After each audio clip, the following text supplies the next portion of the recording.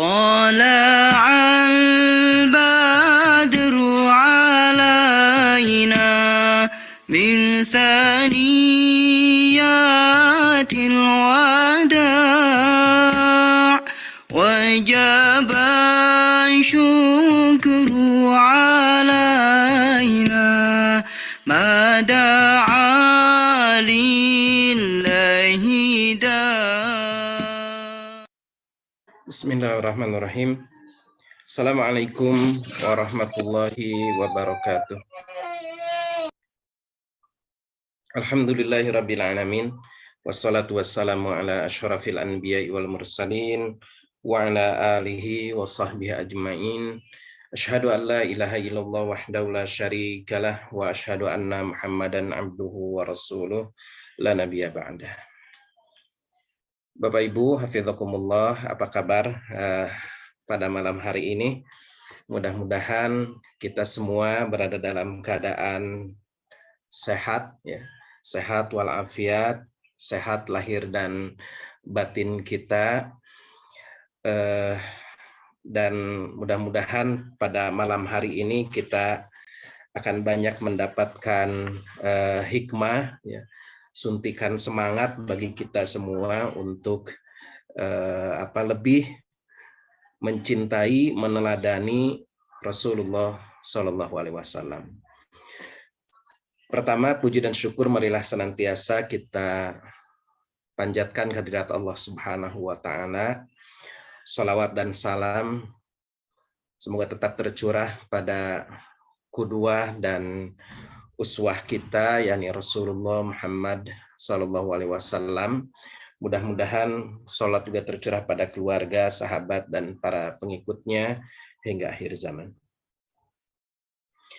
Bapak Ibu sekalian, kita akan melanjutkan pembahasan Sirah Nabawiyah. Ini pertemuan yang kedua, ya, kalau tidak salah. Ini pertemuan yang kedua. Saya kadang-kala suka agak lupa ingat gitu ya, karena mengisi kajian Sirah Nabawiyah ini bukan hanya di satu tempat, tapi ada di beberapa tempat. Jadi kadang-kala lupa ini di majelis yang ini sudah sampai mana gitu, di majelis yang itu sudah sampai mana, ya. Betul ya, Ibu Angke, ya, judul yang saya berikan itu betul ya? Belum tersampaikan. Ini pertemuan kedua, ya. Ya, betul, alhamdulillah. Ya, baik Bapak Ibu sekalian, saya akan share screen, ya. Kita akan membahas masa-masa awal kenabian, yakni dari sejak Rasulullah Shallallahu Alaihi Wasallam menjelang mendapatkan wahyu yang pertama, ya. Kemudian beliau diangkat menjadi nabi, dan kemudian sampai nanti insya Allah kita menyelesaikan pada malam hari ini sampai Rasulullah kemudian dakwah secara jahriyah, ya, secara dakwah secara terang-terangan, begitu. Bapak Ibu sekalian, Rasulullah Shallallahu Alaihi Wasallam, kita kemarin sudah membahas, ya, setelah menikah dengan Khadijah binti Khuwailid, beliau hidup mapan, ya, hidup dengan mapan. Beliau sudah punya anak, kemudian di tengah-tengah masyarakat pun beliau itu menjadi keluarga yang terpandang, dihormati, dikenal oleh masyarakat Quraisy, ya. Rasulullah itu sebagai orang yang sangat peduli, ya, kepada masyarakat di sekitarnya. Suka memberi makan orang-orang yang kelaparan, ya, menolong orang-orang miskin, ya, membantu orang lain untuk memenuhi hajatnya dan lain sebagainya, gitu. Jadi selain Rasulullah itu sebelumnya juga sudah dikenal, sudah menjadi orang yang terpandang, ya, terpandang karena Rasulullah ini seorang yang amanah sampai diberi gelar Al-Amin, kan gitu ya, orang yang terpercaya. Rasulullah pun hudur wa duhur, ya. Jadi beliau ini eksis di tengah-tengah masyarakat dan juga beliau ini terpandang gitu ya. Beliau ini terpandang di tengah-tengah masyarakat Quraisy pada saat itu. Nah, di antara contoh ya bagaimana Rasulullah Shallallahu Alaihi Wasallam itu semakin terpandang, ya, semakin dihormati kedudukannya di tengah masyarakat Quraisy. Adalah di antaranya peristiwa yang mungkin kita juga pernah membaca ya atau pernah mendengar ketika terjadi peristiwa robohnya Ka'bah karena hantaman banjir. Ini terjadi pada tahun 605 Masehi atau 17 sebelum Hijrah, tahun 17 sebelum Hijrah, ya. Ini terjadi peristiwa robohnya Ka'bah. Nah, Bapak Ibu bisa melihat gambar ya yang nampak di layar. Ini adalah Ka'bah sebelum terjadi banjir, ya, sebelum robohnya. Jadi bentuk Ka'bah itu persegi panjang seperti ini. Tidak ada Hijr Ismail, ya. Tidak ada Hijr Ismail. Jadi ketika bangunan Ka'bah ini ditinggikan oleh Nabi Ibrahim alaihissalam, ya seperti ini, ya, kurang lebih gitu ya gambarannya ini. Nah, ketika tahun 605 Masehi ini, ya kurang lebih terjadi roboh, maka orang-orang Quraisy itu segera mereka bekerja sama, bergotong royong untuk mengadakan perbaikan. Ya, waktu itu dipimpin oleh seorang sesepuh, ya, Al-Walid Ibnul Mughirah. Jadi dia menggalang masyarakat Quraisy pada saat itu untuk bekerja sama membangun kembali Ka'bah yang sudah roboh itu. Nah, pada saat itu, Bapak Ibu sekalian, Rasulullah Shallallahu Alaihi Wasallam itu dalam usia atau telah berusia 35 tahun, ya, 35 tahun gitu. Jadi tadi saya sebutkan ya, Rasulullah di umur 35 dan nanti menjelang 40, ya, itu memang dalam kondisi sudah mapan gitu beliau itu, ya, sudah hidup berkecukupan, punya anak gitu ya, di tengah-tengah masyarakat eksis dan sebagainya. Nah, ini sempat terjadi perselisihan ya ketika setelah robohnya Ka'bah kemudian dibangun Ka'bah itu. Nah, Ka'bah itu dibangun pada saat itu mereka bersepakat ya Bapak Ibu sekalian, bersepakat bahwa Ka'bah ketika dibangun ini tidak boleh menggunakan dana yang haram. Gitu ya. Mereka tuh jadi walaupun mereka ini belum kenal Islam dalam kondisi jahiliyah ya, belum mengenal Islam, tapi mereka itu kan tahu secara nurani ya, manusia itu kan pada dasarnya memiliki fitrah pada kebaikan ya. Jangan sampai Ka'bah ini dibangun dari harta misalnya hasil merampok ya, hasil mencuri dan lain sebagainya gitu.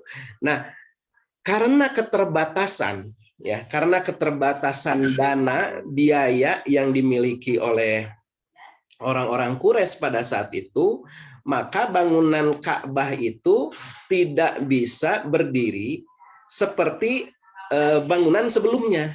Itulah kenapa kemudian, ya, ada lokasi yang kemudian dikosongkan, ya, tidak dibangun, ada temboknya, yaitu Hijr Ismail itu.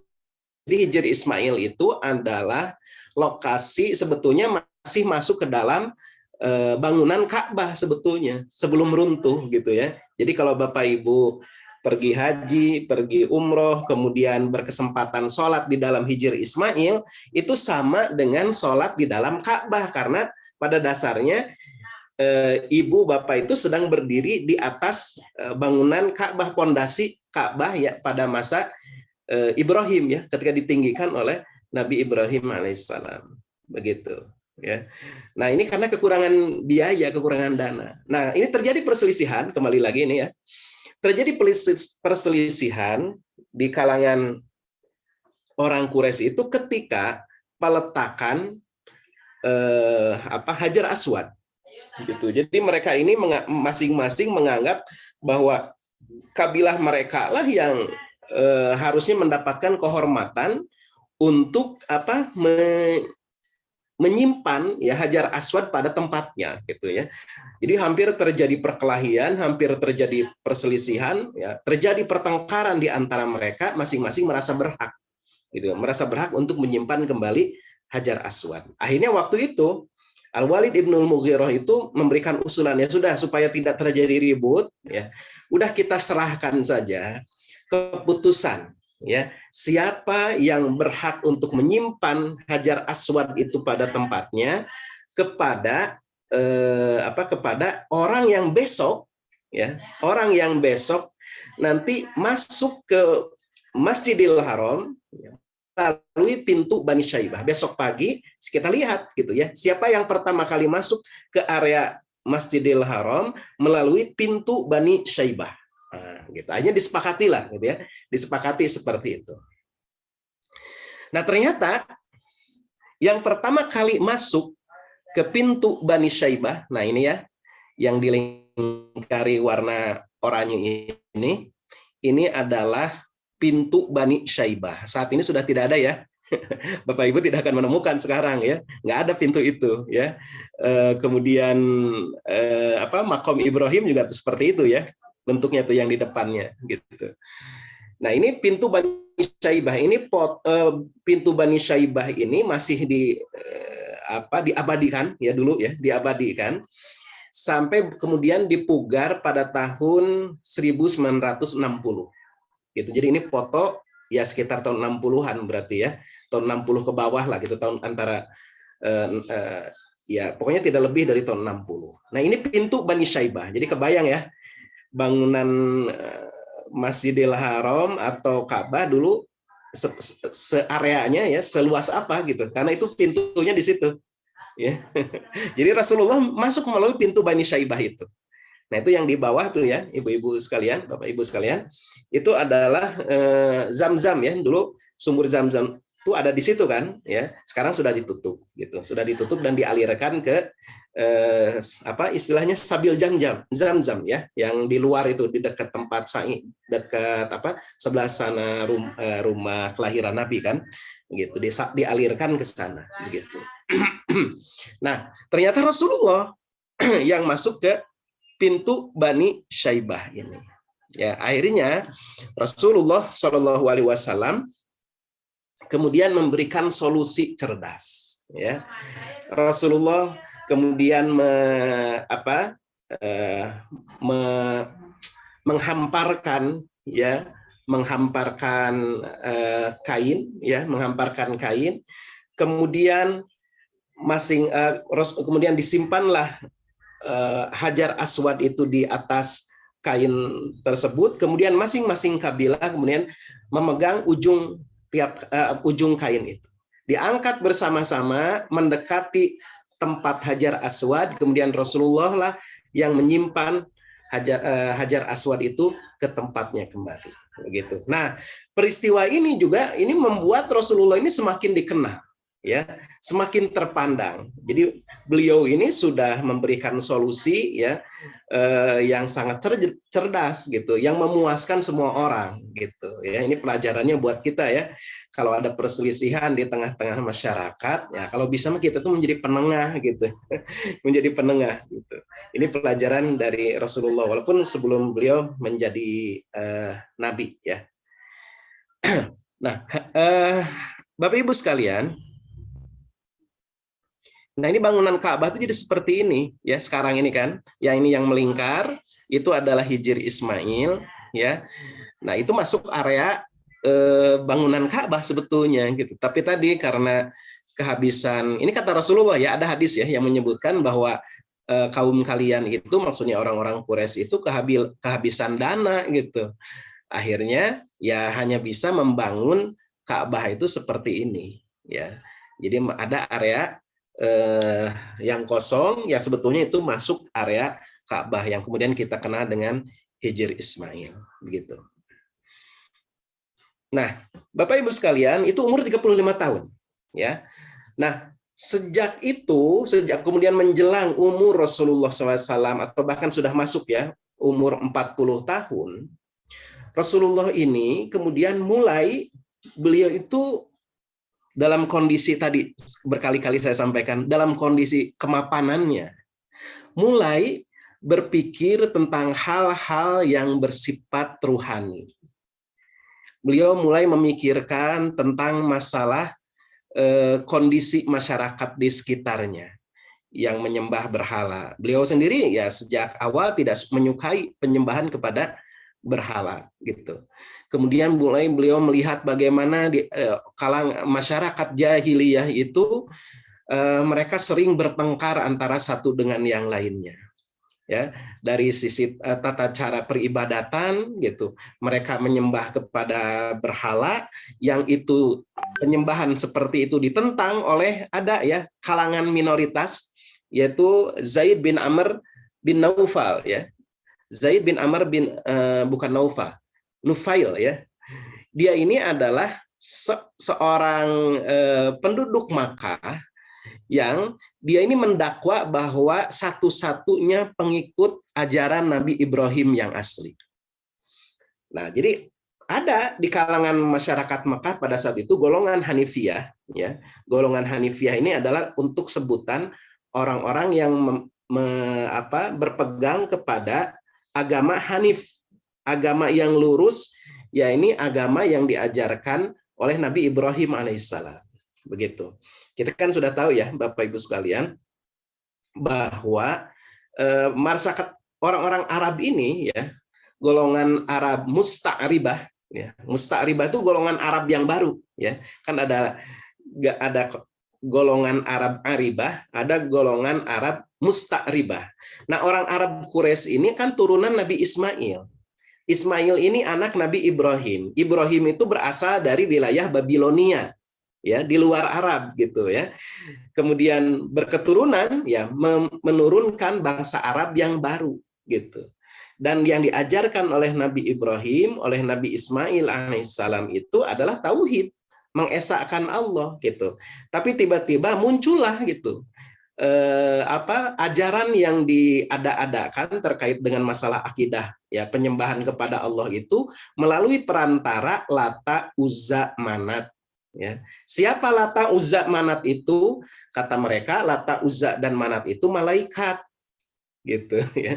Malaikat itu menurut keyakinan tanpa dasar orang-orang Quraisy adalah anak-anak perempuan Allah, yang kemudian mereka jadikan sebagai perantara dalam penyembahan kepada Allah, gitu.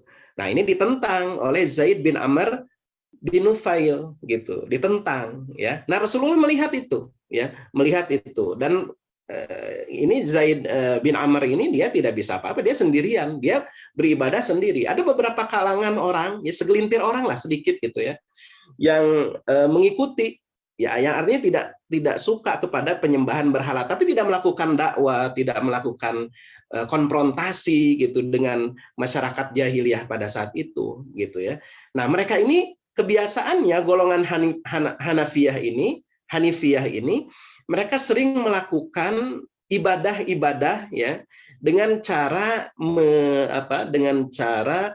menyepi ya, di gunung-gunung, di lembah-lembah gitu ya, melakukan tahannuf ya. Tahannuf itu maksudnya melakukan peribadatan yang mereka anggap ini adalah peribadatan agama Nabi Ibrahim alaihissalam, melakukan tahannuf ya, tahannuf. Jadi pengabdian ya. Artinya mereka itu berdiam, merenung, bertafakur begitu ya, di gua-gua, di lembah-lembah seperti itu. Dan itulah kemudian yang diikuti oleh Rasulullah. Nah, kenapa Rasulullah itu mulai memikirkan tentang hal-hal yang bersifat kerohanian selain melihat kondisi ya, kondisi masyarakat di sekitarnya, Rasulullah juga sering mengalami mimpi.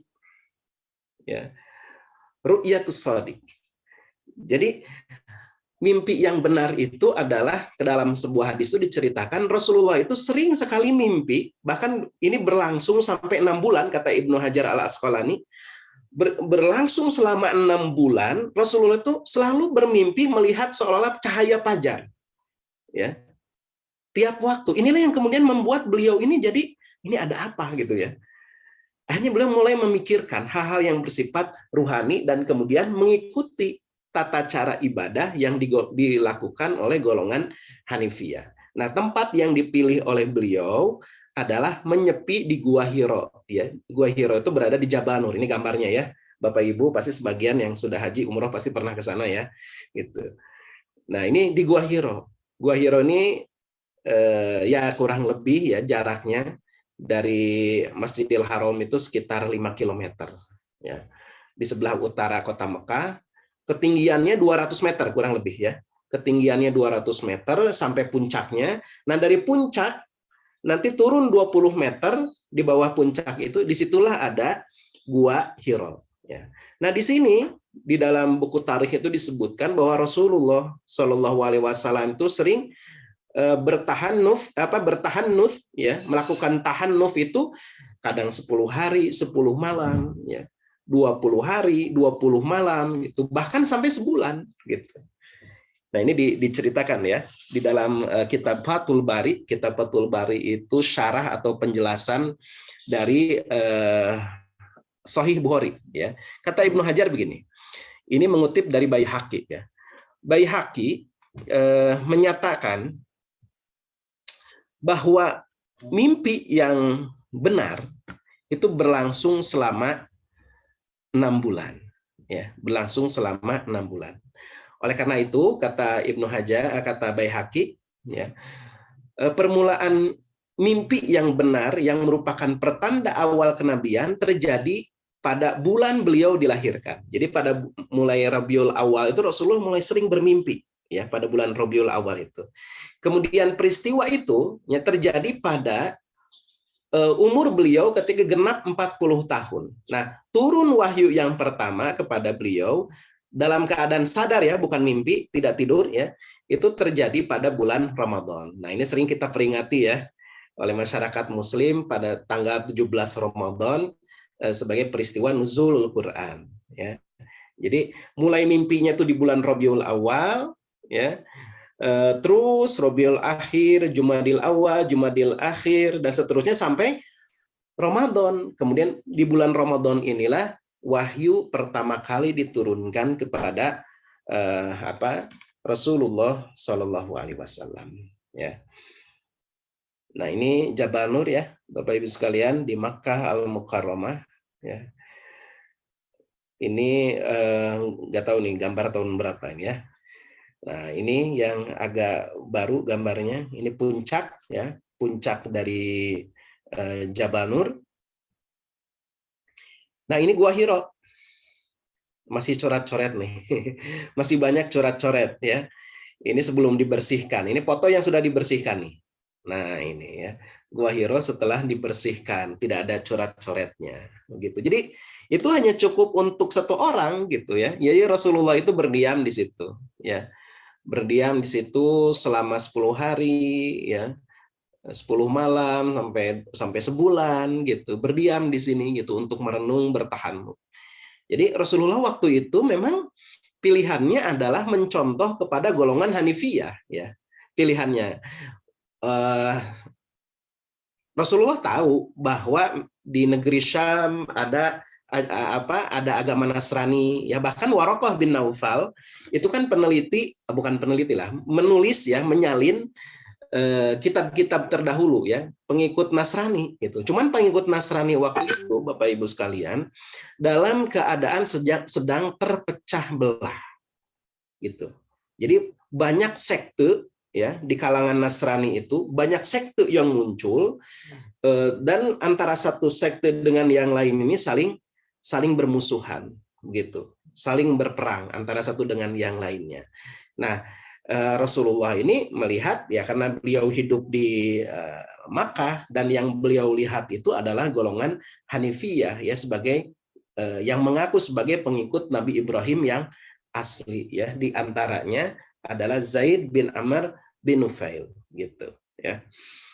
Nah, ini Gua Hiro, disinilah Rasulullah berdiam selama beberapa menyepi ya, selama beberapa hari gitu, beberapa bulan sampai masuk bulan Ramadan. Ya. Nah, ini di puncaknya ya, ini ya. Di puncaknya kita kelihatan tuh di sana ada Zamzam Tower ya. Jadi ini memang kelihatan dari Gua Hiro itu ke arah ke arah kota Makkah ya. Nah, ini Zamzam Tower dilihat dari dalam Gua Hiro ya, dari Gua Hiro. Jadi kelihatan ke sana ya, ke kota Makkah begitu. Nah, Bapak Ibu sekalian, saya mengajak ini supaya lebih jelas atau bernostalgia bagi yang pernah ke sana ya, kita lihat mengunjungi Jabal Nur ya, atau Gua Hiro. Di video kali ini saya bersama teman-teman Bung Hasibuan, Umi Gilbi, Muhammad Sopi Awe, dan Gatot Adi Nugroho, Daeng Zul mau mendaki Jabal Nur ya. Mudah-mudahan saya sampai atas sebelum maghrib. Ini baru di lerengnya aja udah ngos-ngosan, dan tadi mobil bener-bener nggak kuat karena mungkin sistem gearboxnya CVT ya.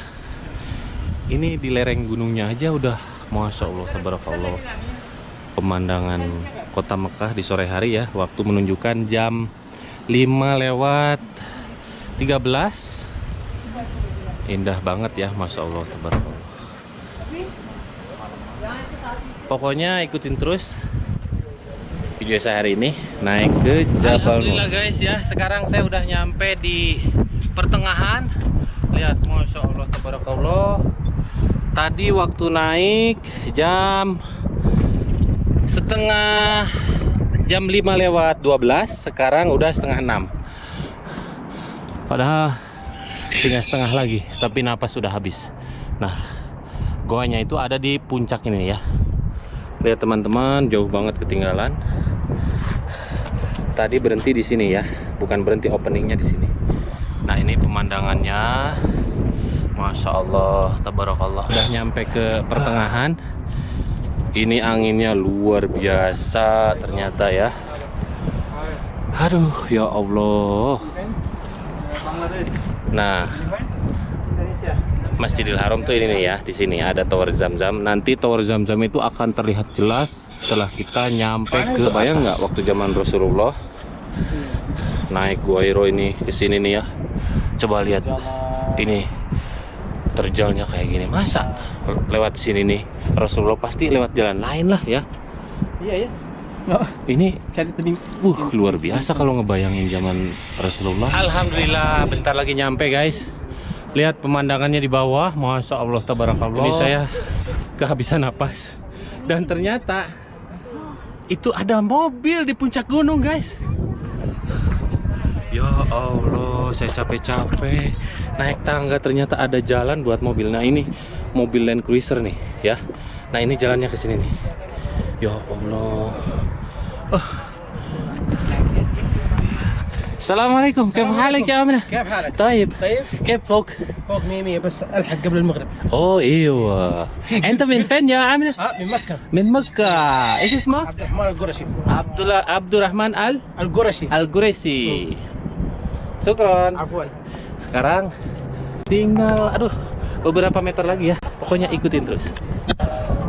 Ternyata sebelum nyampe puncak keburu maghrib guys ya.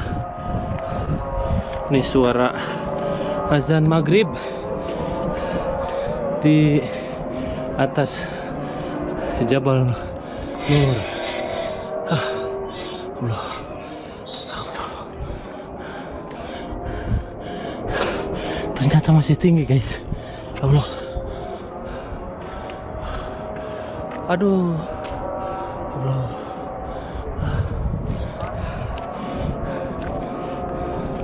Ini napas saya kedengeran banget ya. Tinggi banget ini gunung.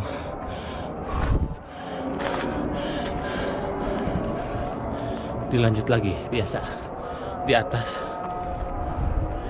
Karena kalau sambil jalan susah. Aduh.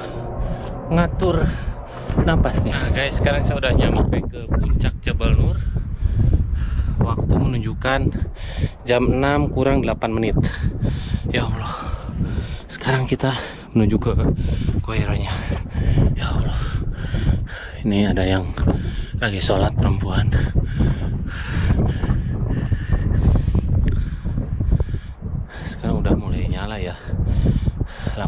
perjalanan. Dan ini anginnya lumayan kencang. Maaf kalau keganggu sama angin suaranya. I'm fine. Where are you from? Ini ada yang lagi sholat. Masya Allah. Yes, I'm from Indonesia. Oh, Bangladesh. Bondo. Kamu nasa Bondo?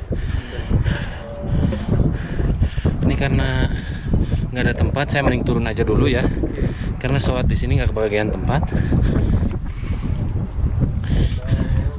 Sekarang turun dulu ke sana. Assalamualaikum. Kif halak ya Amana? Masya Allah. Assalamualaikum. Hasan ma fi saf milian. La. Baik. Jadi kenapa sebabnya saya nggak sholat di sana? Karena nggak kebagian ini ya, nggak kebagian safnya. Ya Allah. Nah itu goanya. Nah di sini. Sekarang saya mau turun dulu. Ya Allah. Udah nyampe puncak, turun lagi ternyata. Ini nih kalau bulan haji ini nggak ada jalan kayak gini, semuanya putih ya, para jemaah haji dari berbagai belahan dunia. Ya Allah, ya karam, indahnya kota Mekah dilihat di sore hari. Assalamualaikum. Kif halak? Masya Allah. Nah di sini goanya. Masya Allah, tabarakallah. Doa saya buat teman-teman semua yang selalu setia nonton video-video saya. Mudah-mudahan kalian dimudahkan rezekinya dan bisa menjalankan ibadah haji dan umroh dan bisa masuk ke Gua Hiro ini. Alas dakhal ya aman ya? Karena waktu udah maghrib, jadi saya harus menyalakan lampu ya, baterai biar terang. تقدر تدخل؟ ما شاء الله. ما شاء الله. تعال محمود رايح فيها. Udah mulai gelap ya. كيف حالك؟ كيف الحال؟ كويس؟ الحمد لله. خلاص في أحد تاني جوا؟ زيادة يمكن. بسم الله الرحمن الرحيم. Nah ini guanya. Ya Allah, gelapnya guys. Dulu Rasulullah waktu pertama menerima wahyu itu di gua ini ya. Allah. Allahu Akbar. Saudaraku bisa kita lihat. Kaki saya Ini susahnya tuh ya. harus mengeringkan badan saya seperti ini. Susah. Susah banget guys. Allah. Aduh, perjuangannya guys. Coba ini sempitnya kayak gini. Allah. Bung. Take it. Masya Allah. Nah, Ini pegangin ya. ya. Coba kesini jangan goyang-goyang. Oke. Ya Allah. Ya Bismillahirrahmanirrahim. Ini masuk nggak ya? Bisa. Allah. Miringkan badan. Kaki duluan. Ya gitu. Allah. Ya, itu saudaraku perjuangannya. Lewat. Allah. Kecilkan badannya dong. Oke, thank you. Oh, ternyata di sini banyak jemaah. Banyak perempuan juga. Iya. Aduh, ya Allah. Tuh lihat ya. Susahnya. Berarti baru. Iyalah, betul. Oke. Tepat dong. Lihat ya. Susahnya. Allahu Akbar.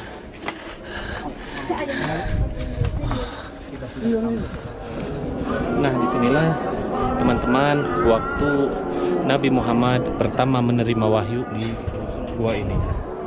Untuk masuk ke Gua Hiro ini luar biasa susahnya karena di sana itu jalannya sempit banget. Dan disinilah Nabi Muhammad didatangi malaikat Jibril waktu pertama menerima wahyu ya. Ya Allah ya Karim.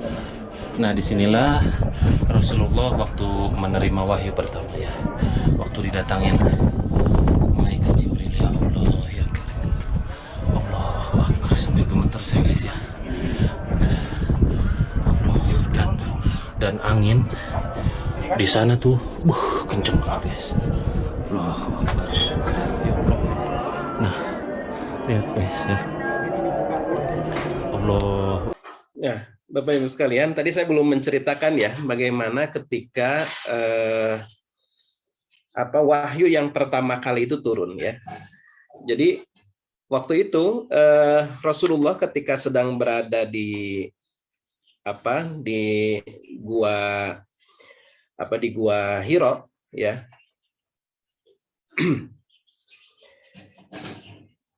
Beliau didatangi oleh malaikat Jibril dalam keadaan apa? Dalam keadaan sadar, bukan dalam keadaan mimpi ya. Waktu itu tentu saja Rasulullah kaget kan ya, di dalam gua tadi sendirian tiba-tiba ada makhluk di hadapannya, kemudian menyuruh kepada Rasulullah untuk membaca, Iqra ya, bacalah gitu. Kemudian Rasulullah dalam keadaan kaget, dalam keadaan ketakutan, beliau menjawab, "Mana biqari?" Aku tidak bisa membaca. Kemudian Jibril itu memeluk Rasulullah sangat erat sampai hampir kehabisan napas. Kemudian dilepaskan lagi. Setelah itu malaikat Jibril mengatakan lagi, "Iqra, baca." Kemudian Rasulullah untuk kedua kalinya menjawab, "Ma'ana biqari." Aku tidak bisa membaca. Sampai 3 kali ya, akhirnya kemudian malaikat Jibril menyampaikan Quran surat Al-Alaq ayat 1 sampai 5. Ya, Iqra bismi rabbikal ladzi khalaq. Khalaqal insana min 'alaq. Iqra wa rabbukal akram.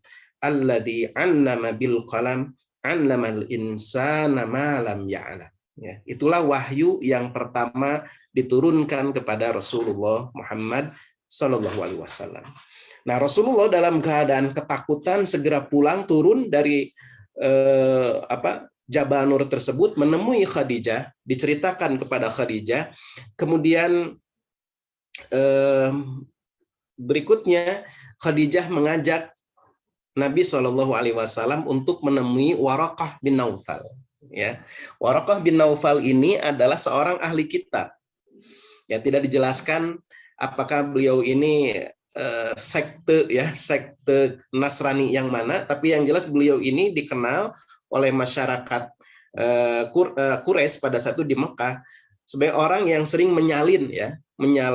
menerjemahkan gitu kitab-kitab terdahulu begitu. Nah, ketika Waraqah bin Naufal ini mendengar kisah Nabi Muhammad di Gua Hira, kemudian dia mengatakan, inilah namus. Ya, kata Waraqah bin Naufal. Namus itu maksudnya malaikat Jibril.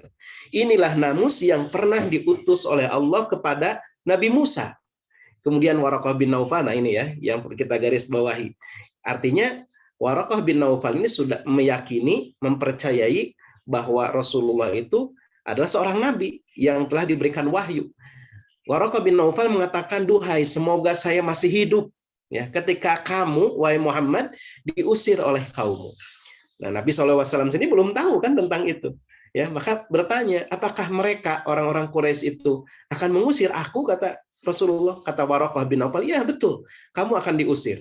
Belum ada seorang pun yang diberi wahyu seperti engkau yang tidak dimusuhi oleh orang-orang, gitu. Jika aku, kata Waraqah bin Naufal, jadi ini sebagai riwayat ini ya, sebagai bukti bahwa Waraqah bin Naufal itu sudah Islam pada saat itu, mengakui Rasulullah sebagai nabi ya. Jika aku masih mendapati hari itu, maksudnya hari ketika Rasulullah itu terusir dari Mekah, niscaya aku akan menolongmu sekuat-kuatnya, kata Waraqah bin Naufal ya. Memang nanti setelah beberapa lama ya, Waraqah bin Naufal itu wafat ya gitu. Nah, setelah turunnya wahyu yang pertama ini ya, Bapak Ibu sekalian, wahyu kemudian terputus selama sekitar 40 hari. Sementara Rasulullah sejak turun wahyu yang pertama itu justru sangat merindukan ya, merindukan turun lagi wahyu gitu.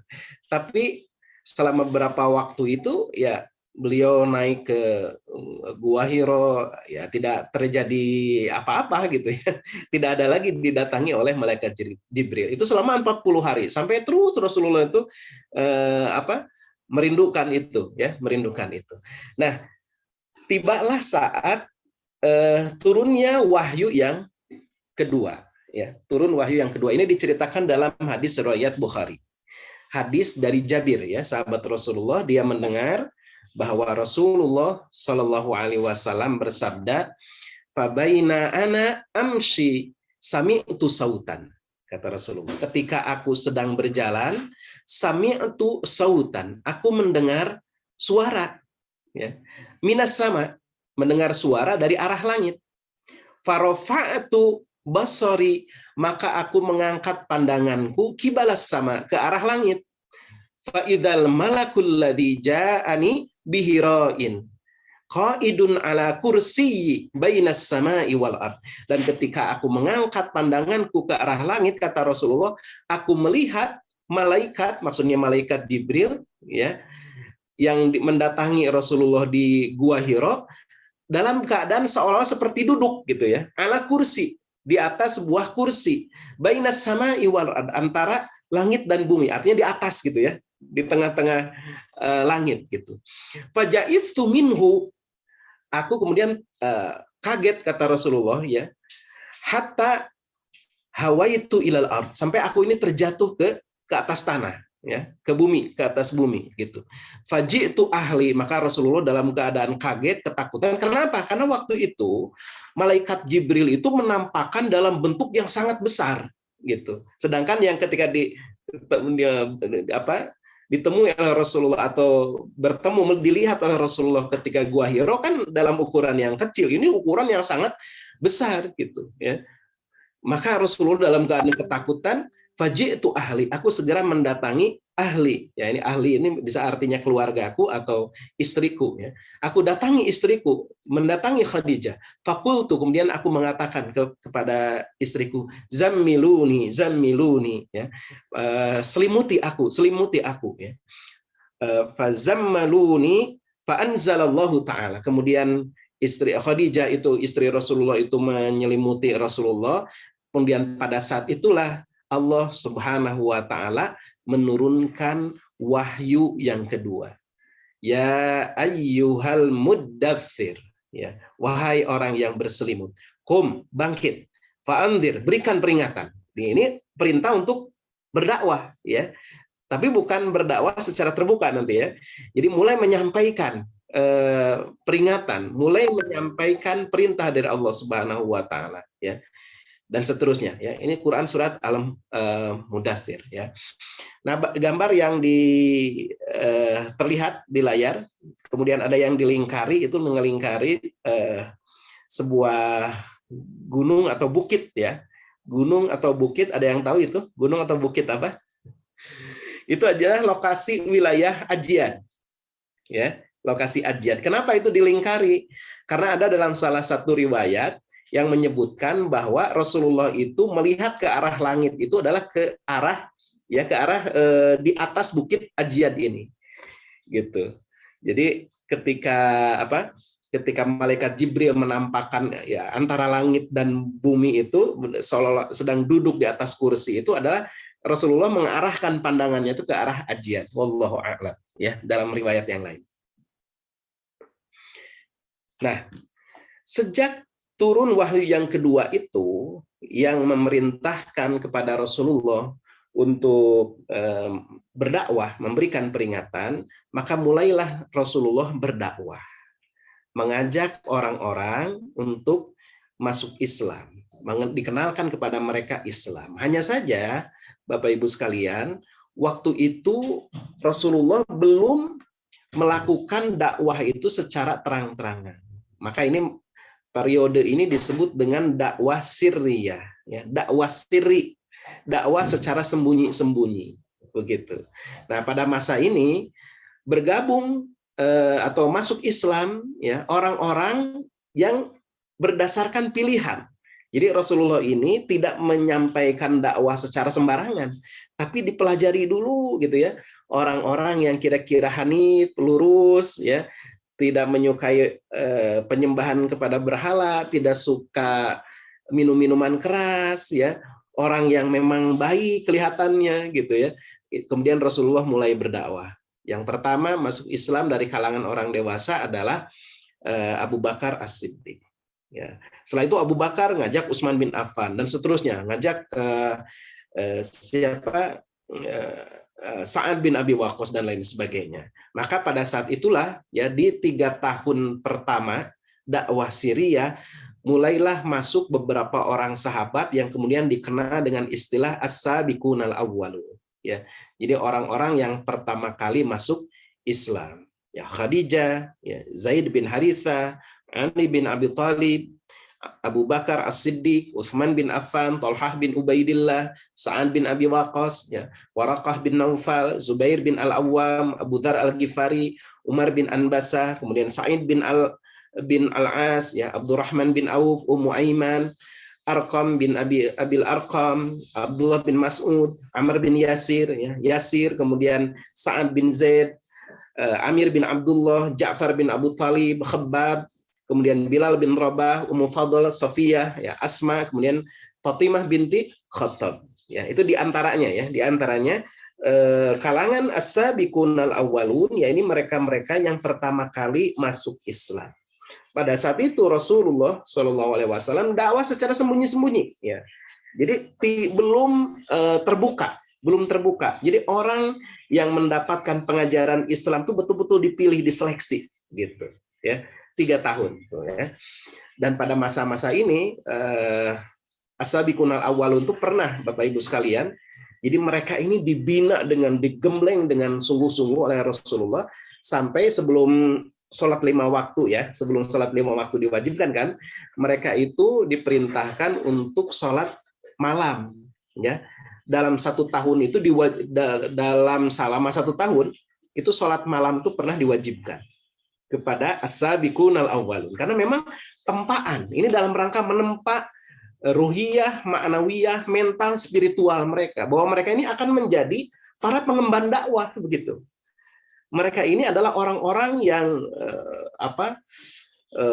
individu-individu inti gitu yang akan mengemban dakwah. Maka tempaannya itu luar biasa. As-sabiqunal awwalun itu, ya. Nah, ini apa? Itu perkiraan ya. Lokasi perkiraan rumah Khadijah, karena saya lihat di YouTube itu ada perbedaan pendapat. Ada perbedaan pendapat tentang lokasi pastinya itu. Ada yang menyebut lokasi rumah Khadijah itu yang barusan ya, yang lantainya kotak-kotak itu.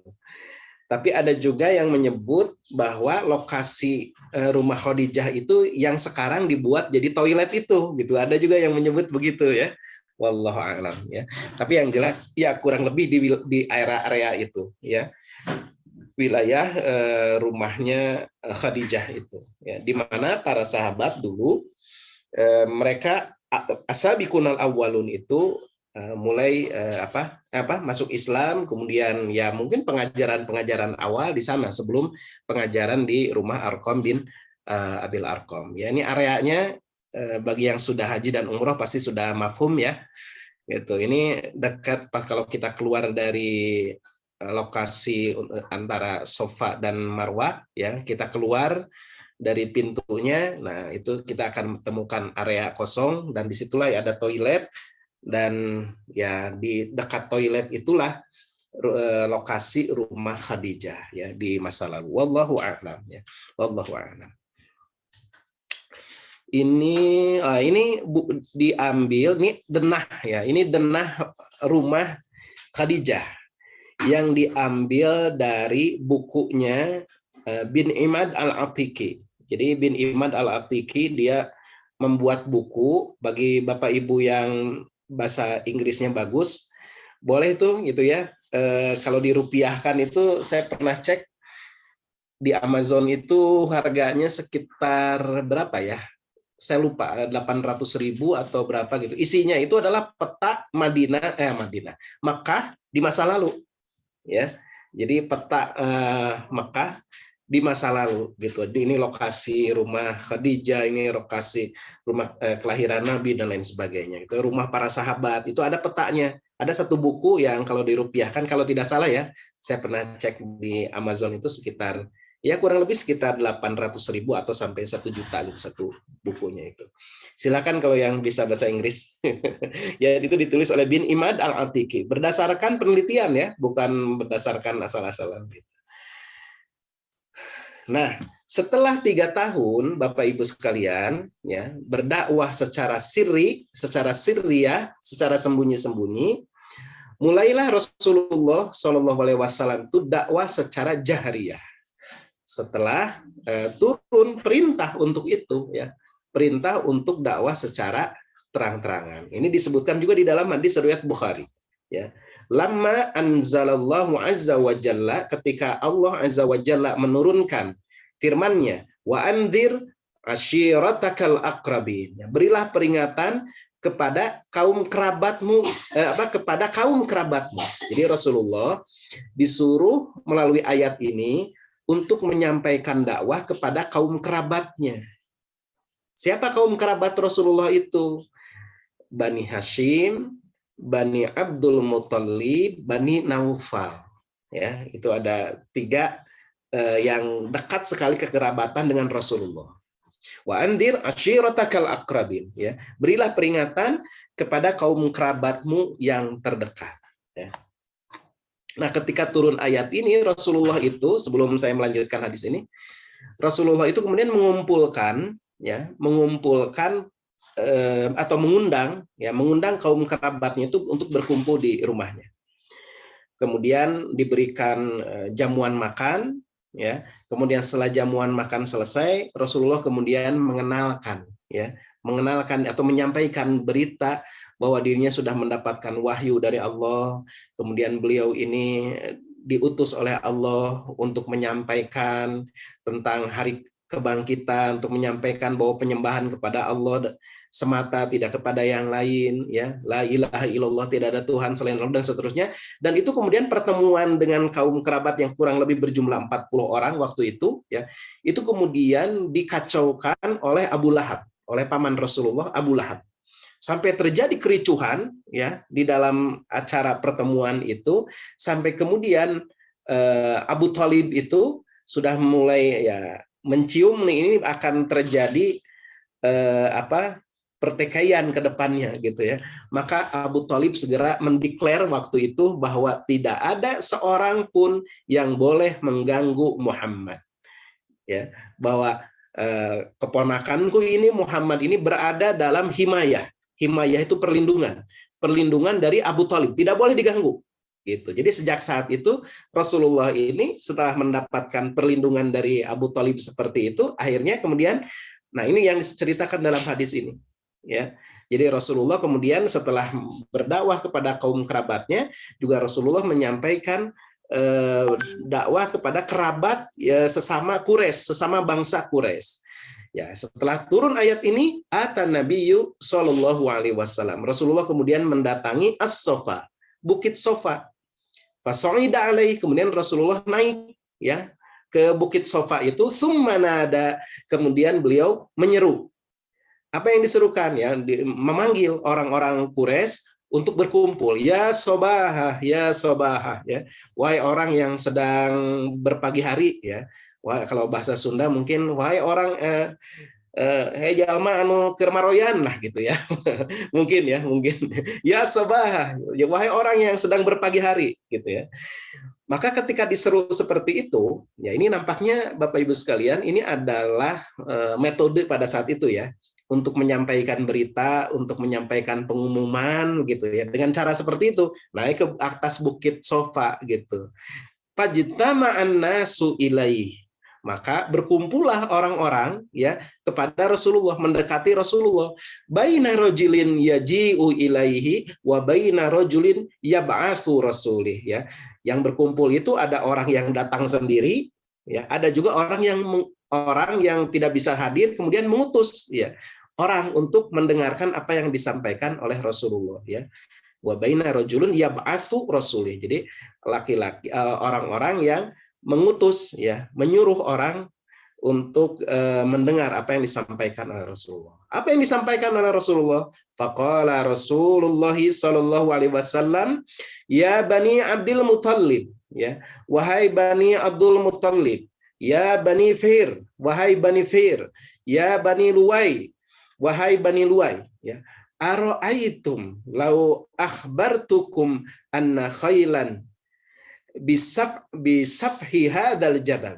kalau aku kabarkan kepada kalian bahwa ada pasukan berkuda ya di belakang di belakang gunung ini. Di belakang gunung ini itu kalau sedang naik gunung Bukit Sofa, berarti di belakang Bukit Sofa atau di belakang Bukit Jabal Abu Hubes ya. Karena Bukit Sofa itu kan sebelah sananya Jabal Abu Hubes ya. Kemudian kata Rasulullah, kalau aku katakan ada pasukan berkuda di belakang gunung ini, turidu an tughiru alaikum, yang mereka itu akan menyerang kalian, saddaqtumuni, apakah kalian percaya ya kalau aku katakan seperti itu? Qalu, kemudian mereka mengatakan, orang-orang Quraisy itu, na'am, ya kami percaya kepada kamu. Kemudian barulah Rasulullah mengenalkan dirinya ya sebagai dai, sebagai penyeru ya kepada agama Allah. Fa inni nadhirul lakum, sesungguhnya aku ini adalah nadhirul lakum, menyampaikan peringatan kepada kalian, seruan kepada kalian, baina yaday adzabun syadid ya, akan datangnya azab yang keras. Nah, Rasulullah mengenalkan dirinya sebagai utusan Allah, mengenalkan dirinya akan ancaman ya azab kepada orang-orang yang tidak mau beribadah hanya kepada Allah. Nah, faqala Abu Lahab. Nah, waktu itu Abu Lahab lagi yang bikin kacau ya. Kata Abu Lahab, tabballaka sairul yaum, celaka kamu Muhammad sepanjang hari ini. Ya, amma da'autana illa lihada. Apakah kamu mengundang kami, memanggil kami hanya untuk kepentingan ini? Ya. Nah, kemudian wa anzalallah, maka turunlah wahyu. Ya, turunlah wahyu kepada Rasulullah berkenaan dengan peristiwa Abu Lahab yang mengacaukan ya acara Rasulullah, acara dakwah Rasulullah itu, tabbat siyada abi lahabi wa tab. Ya, turunlah Quran surat Al-Lahab. Inilah sababun nuzul yang disebut dengan sababun nuzul ya. Sebab-sebab turunnya sebuah ayat, ternyata latar belakangnya tabbat siyada abi lahabi wa tab itu adalah peristiwa ini ya.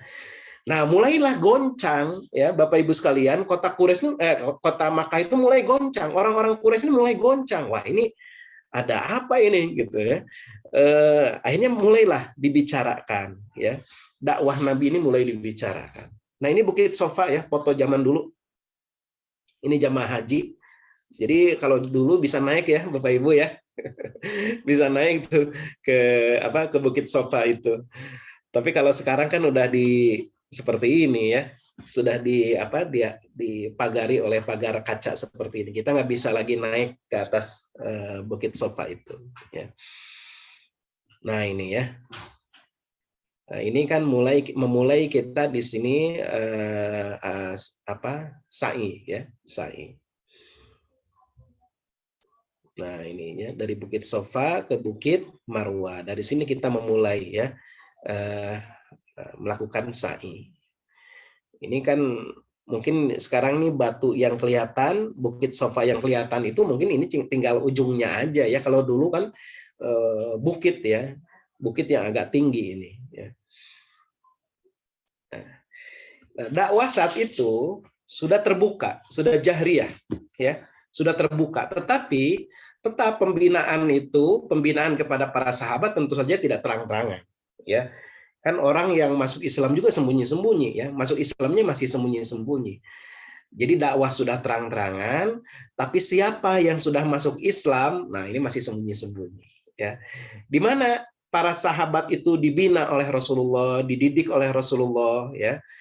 Itulah di rumah Arqam bin Abil Arqam ya. Ibnu Abdil Bar, ini seorang ulama, sejarawan ya, menulis buku sejarah.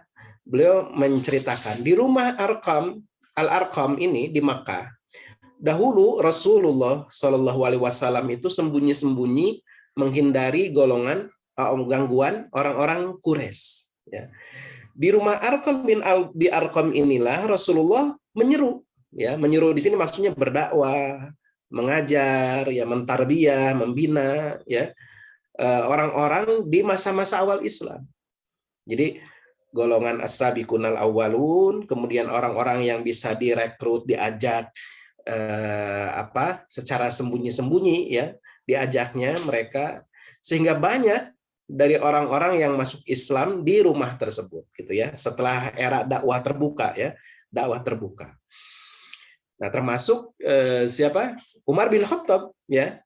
Umar bin Khattab itu masuk Islamnya itu di rumah Arqam bin Abil Arqam ya. Rumah Arqam bin Abil Arqam itu di mana? Berada di Mekah, tepatnya di dekat Bukit Sofa ya. Tadi di dekat Bukit Sofa. Nah, memang kita saya sendiri sudah 3 kali ya ke Mekah gitu, tetapi baru nyadar setelah pulang dari sini bahwa ada lokasi ya, ada lokasi yang sebetulnya bersejarah. Itu adalah lokasi yang dulunya di situ adalah rumah Arqam bin Abil Arqam ya. Areanya tuh nah ini ya yang dilingkari. Nah, di balik tembok itu adalah lokasi rumah Arqam bin Abil Arqam dekat Bukit Sofa ya. Banyak di antara kita yang nggak sadar ya, sa'i di sana bolak-balik 7 kali gitu. Tetapi itu ada sebuah area yang sangat bersejarah yang kita tidak tahu ya, sebetulnya di balik tembok itu atau di area itu adalah dulu lokasi rumah Arqam bin Abil Arqam ya. Ini adalah madrasah pertama ya, madrasah pertama atau sekolah pertama di mana tempat para sahabat Rasulullah SAW itu belajar Islam ya. Nah, ini foto zaman dulu nih ya. Nah, itu yang pintu besi itu adalah lokasi ya rumah Arqam bin Abil Arqam. Dulu ada yang ini ya jualan buku ya di luar. Ini jadi ingat toko buku Salman ini kalau di Bandung ya kayak gini ya. Nah, ini rumah Arqam bin Abil Arqam ya. Nah, ini kalau sekarang Bapak Ibu sekalian ya, pintu 16 ya, bawah Batul Arqam ya. Nah, itu yang eskalator tuh ya. Eskalator itu adalah konon katanya ya, tepatnya tempat lokasi atau rumah Arqam bin Abil Arqam. Walau alam kalau sekarang ya nomor pintunya apa masih sama nggak gitu ya. Nah, kalau di gambar ini pintu nomor 16. Jadi kalau Bapak Ibu keluar dari pintu ini ya, dari lokasi dekat Saing itu, tempat Saing itu, keluar dari sini itu langsung kelihatan nanti rumah kelahiran Nabi ya, dari sini itu. Sudah kelihatan, toilet sudah kelihatan kalau pas keluar dari sini ya. Nah, ini video terakhir nih untuk lebih jelas ya lokasi atau penjelasan singkat tentang rumah Arqam bin Abil Arqam, kita lihat ya. أشهد أن محمدًا رسول الله. أعوذ بالله من الشيطان الرجيم. بسم الله الرحمن الرحيم. My name is Hassan. I am standing in front of gate 16 of Masjid al-Haram in Makkah al-Mukarramah.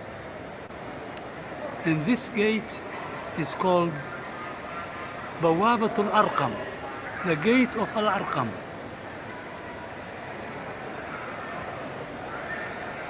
Here where you see the escalator, the electrical escalator was located, the first school of Islam, in the first center of Islam, in the house of Al-Arqam bin Abi Al-Arqam Al-Makhzumi. Here the Prophet ﷺ used to sit in this house, and from here to spread Islam. This house is next to As-Safa, the mountain of Safa. And here what you see the people walking is Al-Mas'a. They walk between Safa and Al-Marwa. This house, Dar al-Arqam, was the first school of Islam. And here in this Dar, Amir al-Mu'mineen Umar bin al-Khattab became a Muslim, as reported by a Sheikh Dr. Muhammad Ilyas Abdul Ghani al-Saudi in his book of the history of Makkah al-Mukarramah.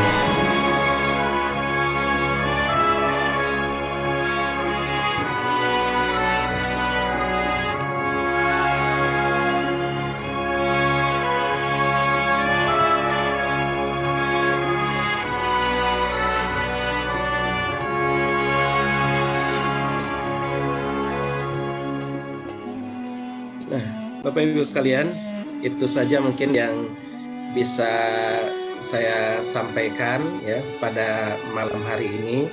Mudah-mudahan ini semakin memperkuat ya pengetahuan kita tentang bagaimana perjuangan Rasulullah Shallallahu Alaihi Wasallam. Ternyata tidak mudah ya berdakwah, menyampaikan Islam, dan kita saat ini sedang menikmati buahnya ya, buahnya dari dakwah Rasulullah Shallallahu Alaihi Wasallam. Kalau kita taklim bisa aman saat ini ya, tapi dulu di masa Rasulullah Shallallahu Alaihi Wasallam, apalagi di masa-masa awal tadi ya yang kita sudah ceritakan, bagaimana beratnya ya berdakwah itu, sehingga 3 tahun Rasulullah harus berdakwah secara sembunyi-sembunyi, kemudian mulai setelah 3 tahun berdakwah secara terbuka, tapi juga masih merahasiakan ya tempat-tempat pertemuannya gitu. Nah, nanti di pertemuan selanjutnya insya Allah ya di pekan kedua bulan Januari insya Allah kita akan membahas bagaimana dakwah terbuka ini memiliki konsekuensi ya. Jadi banyak dari umat Islam, dari kaum muslimin, terutama mereka yang lemah, ya, mereka-mereka yang lemah dalam arti tidak memiliki kabilah pelindung, maka akan mendapatkan penyiksaan-penyiksaan. Nah, nanti kita akan semakin memahami ya bahwa dakwah Islam ini memang, atau sunatullah ya di dalam dakwah Islam ini adalah menghadapi ujian dan cobaan. Ya. Itu saja sekali lagi yang dapat saya sampaikan. Aku qouli hadza wastaghfirullah li wa lakum. Assalamualaikum warahmatullahi wabarakatuh. Waalaikumsalam warahmatullahi wabarakatuh. Jazakallah, Pak Ustaz. Jazakallah. طلع البدر علينا من ثنيات الوداع وجب الشكر